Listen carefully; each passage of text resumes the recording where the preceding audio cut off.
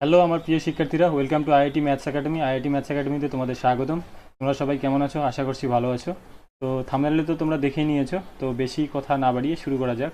দেখো, আজকে এই অঙ্কটা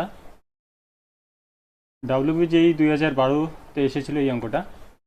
তো সলভ করা যাক। দেখো কী বলছে, sine square theta plus 3 cos theta equal 2 হয়, তবে cos cube theta plus sec cube থিটার মান বের করতে বলেছে।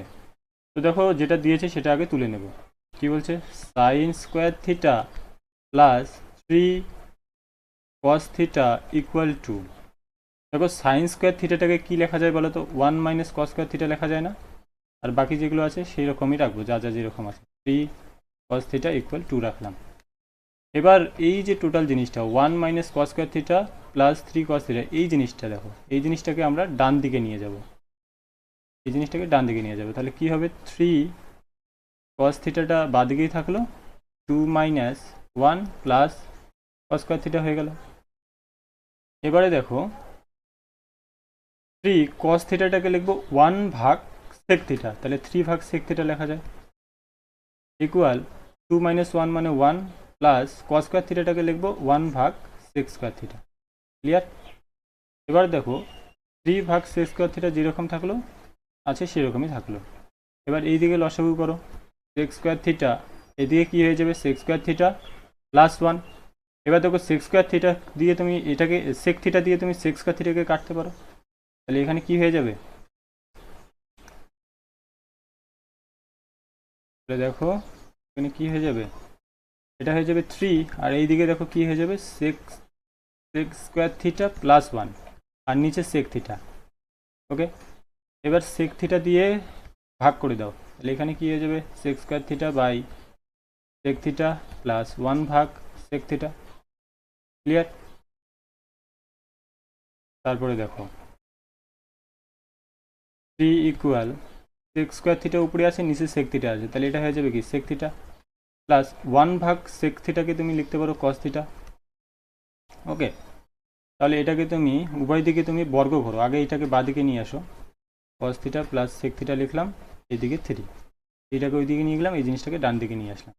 এবার উভয় দিকে বর্গ না, সরি কিউব করো, উভয় দিকে কিউব করো, তাহলে এটা কি হয়?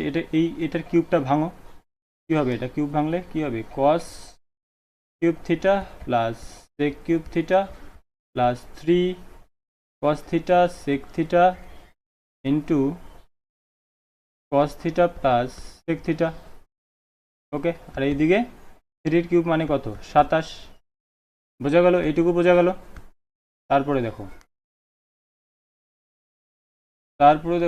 এগুলো যেরকম আসে রাখলাম, আমাকে তো এই জিনিসটারই মান বের করতে হবে, হ্যাঁ কি না? এটারই তো মান বের করতে বলেছে, cos cube theta plus sec cube থিটার, তাহলে এটা রাখলাম। ওকে, এবার cos থিটা আর sec থিটা উল্টো জিনিস, এই দুটো কেটে গেল, তাহলে এটা 3, আর এই জিনিসটার মান আমরা পেয়েছি, দেখো উপরে cos থিটা প্লাস sec থিটার মান, এই যেটা দেখো, এই যে cos থিটা প্লাস sec থিটার মান কত আসছে? 3 আসছে, তাহলে ওখানে ওটা বসিয়ে দেব, ওখানে বসিয়ে দেব। দাও এখানে বসিয়ে, এটার মান 3, আর এদিকে কত? 27 থাকলো। কারণ কি, এটা যেহেতু যেহেতু cos theta plus sec theta equal 3, তাহলে এখান থেকে আমরা বলতে পারি cos cube theta plus sec cube theta 27, 3 তারিখে ওইদিকে গেলে ওইদিকে গিয়ে মাইনাস হয়ে যাবে, -9, তাহলে 27 - 9 কত? 18, তাহলে cos cube theta plus sec cube থিটার মান কত আসলো? 18। তাহলে এটাই তো চেয়েছে, দেখো এটাই তো চেয়েছে যে cos cube theta plus sec cube থিটার মান কত কত আসলো? 18। D is the correct answer. তো বোঝা গেল, এই ধরনের ম্যাথ আমরা নিয়ে আসবো পরপর। তো তোমরা যারা যারা চ্যানেলটি সাবস্ক্রাইব করোনি, অতি অবশ্যই চ্যানেলটি সাবস্ক্রাইব করে নেবে। আমাদের উদ্দেশ্য হচ্ছে ম্যাথমেটিক্সটাকে সোজা করা, ঠিক আছে, খুব ইজি করে তুলে ধরা। তো এই আইআইটি ম্যাথস একাডেমি চ্যানেলটাকে তোমরা সাবস্ক্রাইব করে পাশে থাকবে। ওকে, আমরা পরপর ক্লাসগুলো নিয়ে আসবো। বাই।